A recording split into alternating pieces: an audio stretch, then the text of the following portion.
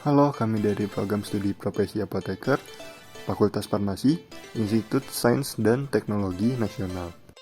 Perkenalkan, nama-nama anggota kelompok kami: Pratiwi 21340219, Ina Rizka 21340226, Randy Ramadhani 21340236, Rizky Purnamasari 21340237, Nikadek Dwi Puspita Mardiani 21340246. Di sini kami akan membahas tentang sindrom koroner akut. Poin-poin yang akan disampaikan pada video kali ini, yang pertama pendahuluan, kemudian patofisiologinya, kemudian diagnosisnya, dan tata laksana terapinya.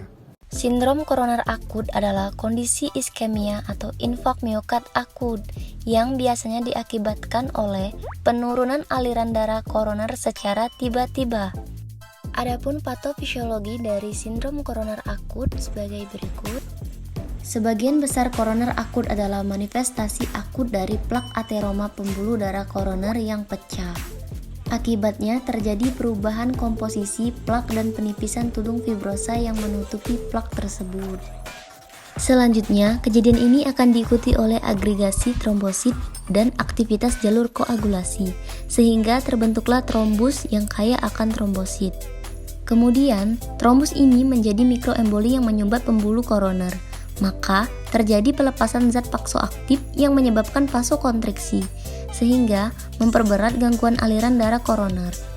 Dan berkurangnya aliran darah koroner ini menyebabkan iskemia miokardium. Diagnosis SKA dengan karakteristik yang pertama pria, kedua mempunyai penyakit-penyakit arteri perifer atau karotis, 3 pernah mengalami infrak miokard, bedah pintas koroner, faktor resiko, umur, hipertensi, merokok, dispidemia, diabetes mellitus. Diagnosis sindrom koroner akut dibagi menjadi 5, yaitu yang pertama ada pemeriksaan fisik, yaitu untuk mengidentifikasi faktor pencetus iskemia, komplikasi iskemia, penyakit penyerta, dan menyingkirkan diagnosis banding. Yang kedua, ada pemeriksaan elektrokardiogram, yaitu untuk menilai gangguan pada jantung. Yang ketiga, pemeriksaan marka jantung, yaitu untuk diagnosis infark miokard. Peningkatan marka jantung hanya menunjukkan adanya nekrosis miosit, namun tidak dapat dipakai untuk menentukan penyebab nekrosis miosit tersebut. Dan yang keempat, ada pemeriksaan laboratorium, yaitu berupa tes darah rutin, gula darah sewaktu, status elektrolit, koagulasi darah, tes fungsi ginjal, dan panel lipid. Dan yang terakhir ada pemeriksaan fotopols dada, yaitu untuk membuat diagnosis banding, identifikasi komplikasi, dan penyakit penyerta. Berdasarkan diagnosis, sindrom koroner akut dibagi menjadi: yang pertama, angina pectoris tidak stabil; yang kedua, infark miokard akut dengan elevasi segmen ST; terakhir ada infark miokard akut non-elevasi segmen ST. Definisi dari angina pectoris adalah nyeri dada intermiten yang disebabkan oleh iskemia miokardium yang reversibel dan sementara. Tandanya adalah nyeri angina dalam frekuensi meningkat, biasanya dipicu oleh olahraga yang ringan. Sedangkan infark miokard akut dengan elevasi segmen ST yaitu dikenal sebagai serangan jantung yang mana terjadi jika trombus arteri koroner berlangsung cepat pada lokasi injuri vaskular yang disebabkan oleh faktor merokok, hipertensi, dan akumulasi lipid. Yang terakhir ada infark miokard akut non-elevasi segmen ST yang mana biasanya terjadi karena proses vasokonstriksi koroner. Diawali dengan adanya ruptur plak yang tidak stabil dan mempunyai inti lipid yang besar, densitas otot polos yang rendah, fibroskop yang tipis, dan konsentrasi faktor jaringan yang tinggi. Selanjutnya, tata laksana pada sindrom koroner akut. Rekomendasinya biasanya menggunakan intravena opioid untuk menghilangkan gejala, misalnya infus morfin.